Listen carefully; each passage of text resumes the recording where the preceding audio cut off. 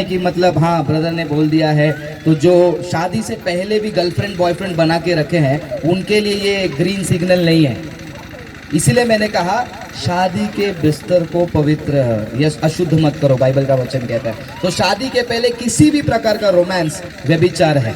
तो उस चीज में क्लियर हूँ, जवानों, कहीं पर भी गैप नहीं ढूंढना है आपको। जो यूट्यूब में रील में आप इंटरनेट में देखकर भावना आ जाती है कि मेरी भी गर्लफ्रेंड होगी, मैं भी उसको किस करूंगा, मेरा भी एक बॉयफ्रेंड आएगा मैं उसको किस करूंगी, ये सब व्यभिचार है। बाइबल साफ साफ कहती है व्यभिचार है।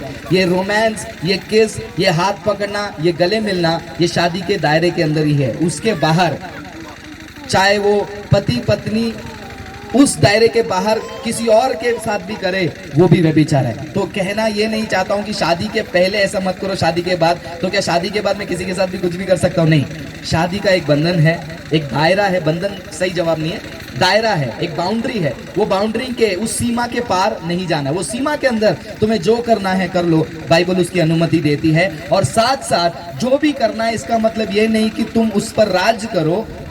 क्या करो?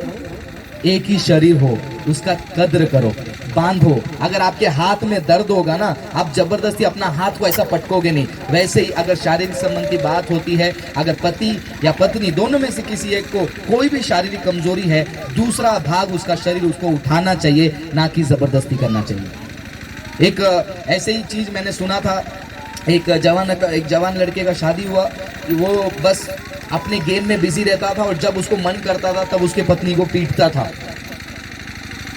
अगर वो वचन को कोट करेगा कि ये परमेश्वर का अधिकार है, मैं उसको पहले मारूंगा और उसको पकड़कर पुलिस में पकड़ाऊंगा। किसी को अधिकार नहीं है किसी के शरीर के ऊपर जबरदस्ती करने का। बाइबल कभी भी इसका अधिकार नहीं देता है। बाइबल जिस अधिकार के बारे में बात करता है उस अधिकार को समझो। बाइबल जबरदस्ती के बारे में कभी भी नहीं बात करती है। Bible is very very clear. इससे पहले प्यार कर सकते हैं क्या? प्रभु ने कहा तो प्यार तो तुम हमेशा करो, लेकिन कौन से वाली प्यार की बात करो पहला वो बताओ। शादी से पहले प्यार, मैंने आपको संदेश में भी बताया था, थोड़े टाइम पे भी पहले भी बताया था। प्रेम जो है हम सबसे कर सकते हैं, लेकिन जिस प्यार के बारे में यहाँ पर बात हो रही है वो प्यार किस टाइप का प्यार है, मैं आपको थोड़ा 1 मिनट के लिए बता देता हूँ, ठीक है। मान लीजिए मैं वो लड़की को पसंद करता हूँ, ठीक है नहीं, काल्पनिक है, मैं वो लड़की को पसंद करता हूँ। अब मुझे उसके ऊपर प्यार करना है। ये किस प्रकार का प्यार होगा? क्या वो प्यार उस प्यार के समान होगा जो मैं अपने बहन के ऊपर दिखाऊंगा, क्योंकि बहन भी लड़की है और वो दूसरी लड़की है, वो दोनों पे भी मैं प्यार करता हूँ। ये दोनों प्यार सेम सेम होगा क्या? नहीं ना, अलग अलग प्यार होगा। तो यानी कि ये लड़की पे जो मेरा प्यार आएगा वो रोमांटिक प्यार होगा, बराबर।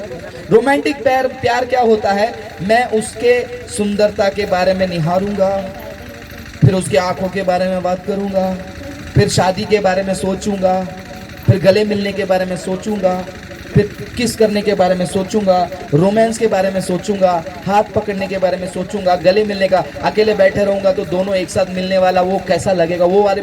तो यानी कि ये सारा जो रोमांटिक विचार हैं, वो रोमांटिक विचार मैंने पहले ही बताया, वो शादी के उस सीमा के अंदर वाली है।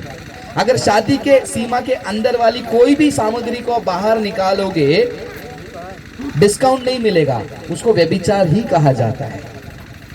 अगर शादी से पहले अगर किसी को आप पसंद करते हो, जैसे कि नहीं वो मुझे पसंद आया, मैं उससे शादी करना चाहती हूँ, मैं शादी करना चाहता हूँ, तो मैंने आपको ABCD सिखा दिया ऑलरेडी। अगर वो ABCD को अगर आप तेल में डाल के फ्राई करके छोड़ दोगे और बोलोगे कि मैं तो बस अपने ख्यालों में खोते ही रहूंगा, यानी कि अगर उस व्यक्ति से आपकी शादी हो या नहीं हो पता नहीं, आपकी पत्नी जो नहीं है, आपका पति जो नहीं है, उसके साथ आप रोमांस कर रहे हो, जो कि बाइबल के अनुसार व्यभिचार है। और उसी चीज से परमेश्वर आपको बचने के लिए चेतावनी देते हैं। तो शादी से पहले प्यार करना चाहिए, लेकिन ऐसा वाला प्यार शादी वाला है, उसे शादी के बाहर नहीं, शादी के अंदर ही रहने दे। और आगे भी इसका कंटिन्यूएशन है, क्योंकि कलीसिया में ऐसी बात होती है। तो कलीसिया में ऐसी बात होती है तो आपको आदर्श बनना है, आपको सुधारना है, और जो कर रहा है उसके सामने आप खड़े रहिए। मैं आपको एक छोटा सा मेरा पर्सनल गवाही देता हूँ। आप बोलना चाहते हो पूरा बोल दो। मैं अपना गवाही देता हूँ एक छोटा सा, ठीक है। मैं पहले मुंबई में कलीसिया है, वहाँ पर जाता था पहले। तो वहाँ पर अचानक से एक जवान लड़का आया, प्रार्थना अटेंड किया, चला गया। हर हफ्ता आने लग गया, आते आते गया, बपतिस्मा लिया, सेवा करने लग गया। कई महीनों के बाद वो मेरे पास आया और उसने मेरे को एक बात बोला। बोलता है, अन्ना आपको मालूम है ये चर्च में कैसा आया? मतलब कैसा है?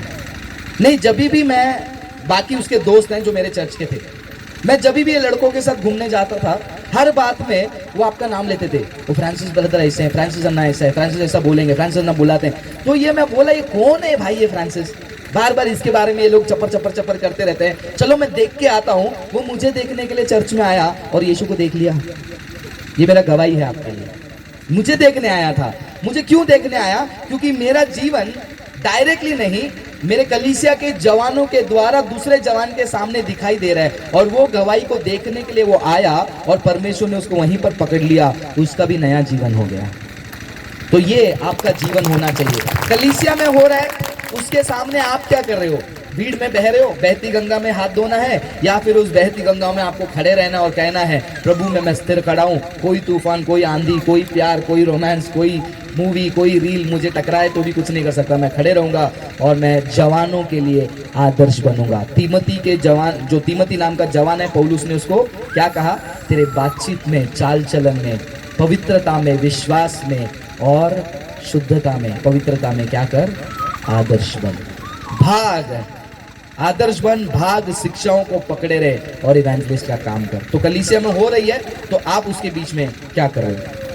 बहुत ही अच्छा बात याद दिलाया उन्होंने मुझे, क्योंकि कुछ सेवक लोग ये कहते हैं, हाँ हाँ गर्लफ्रेंड बॉयफ्रेंड बना लो लेकिन पाप नहीं करना, हाँ शादी तक एक दूसरे को छूना भी नहीं, ऐसे भी सिखाते हैं। ऐसे ही मुंबई में एक बहुत बड़ा कन्वेंशन मीटिंग था, हजारों यूथ आए थे। वहां पर एक पास्टर है, बड़े पास्टर है, बहुत फेमस है तमिलनाडु में। उन्होंने गवाही दी, शादी से पहले मैंने भी प्यार किया था, मेरी भी गर्लफ्रेंड थी, लेकिन कभी मेरा उंगली भी उसको टच नहीं किया। शादी तक हमने प्रार्थना के साथ इंतजार किया और प्रभु ने हमें शादी कराया। हालेलुया। आप ऐसे भी जवान पवित्र रहो। अब ये मीटिंग में मैं नहीं गया था, मेरा चर्च का एक जवान लड़का गया था और अगले दिन मेरे पास आया, बोलता अन्ना अभी मैं भी गर्लफ्रेंड रखेगा। मतलब क्यों? नहीं, वो इतने बड़े पास्टर है, उन्होंने कहा कि वो रखे थे, उनका उंगली भी उन पे नहीं लगा था, तो मैं भी गर्लफ्रेंड रखूंगा, कुछ गलत काम नहीं करूंगा। कितना गंदा शिक्षा सीख कर आया है। अब ये उसको देखकर इसको लगता है कि मेरा उंगली भी टच नहीं होगा, लेकिन आज के जमाने में ऐसा कुछ होता नहीं है। दिमाग जो है ना, वो इंसान का बंदर है, यहाँ उछलेगा वहां उछलेगा, कब कहाँ पेड़ से उतरा उसको ही नहीं पता चलेगा। तो इसीलिए ये खेल, ये खतरों का खिलाड़ी वाला खेल मत खेलना। अगर आपको लगता है कि आपको शादी करना है, कोई पसंद आ रहा है, मैं ये भी नहीं कह रहा हूँ कि सिर्फ मम्मी पापा के लिए वेट करो, आंखें खोलने के बाद आपको मिलेगा अच्छा ये मेरा पति है, वैसा वाला भी नहीं। आपको ऐसा भी मैं नहीं करने बोल रहा हूँ। एकदम जैसा गांव में होता ना कि कुछ ऐसे अभी भी रिवाजों में अभी भी होता है, शादी होने तक लड़कों को भी नहीं पता होता, लड़की को भी नहीं पता होता है। बाइबल ऐसा भी नहीं कह रही आपको कि अंधे बन जाओ, लेकिन अगर आपको कोई पसंद आ रहा है, पसंद आ रही, तो प्लीज आप वो ABCD फॉर्मेट को फॉलो करें और इन बातों में मत फंसे। और जो कलीसिया के पास्टर आने दो आने दो आने दो कर रहे हैं ना, वो उस पिलातुस के समान है जो बस खुश करना चाहते हैं भीड़ को और अपना एक अलग सा यीशु बना लिया और वो यीशु उनको खुश करेगा। लेकिन ऐसी कमजोर कलीसिया से शैतान परेशान नहीं होता है। शैतान बोलता है ये तो पूरा रेत में बना हुआ बंगला है, इसका क्या करूं मैं, फूक मारूं उड़ जाएगा। लेकिन हमारी जो कलीसिया है, आपकी कलीसिया है, वो रेत पे नहीं पत्थर पे बननी चाहिए, वचन नाम के पत्थर पे।